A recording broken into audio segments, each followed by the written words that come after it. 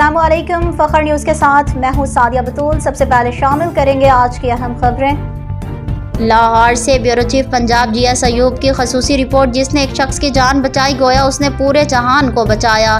मिर्ज़ा अब्दुल क़य्यूम मरहूम, जो कि सियासी और समाजी शख्सियत थे, माशरे का दर्द दिल रखते थे और लोगों की फलाह व बहबूद के लिए हिम्मतन मसरूफ़ अमल रहते थे।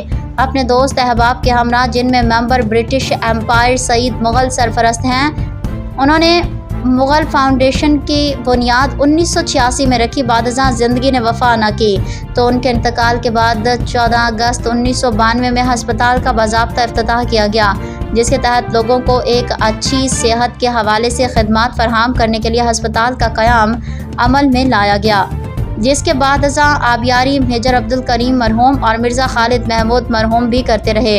उन्हें बड़ी शख्सियत का लगाया हुआ ये पौधा मिर्ज़ा अब्दुल क़य्यूम मेमोरियल हस्पताल आज 33 बरस का हो चुका है।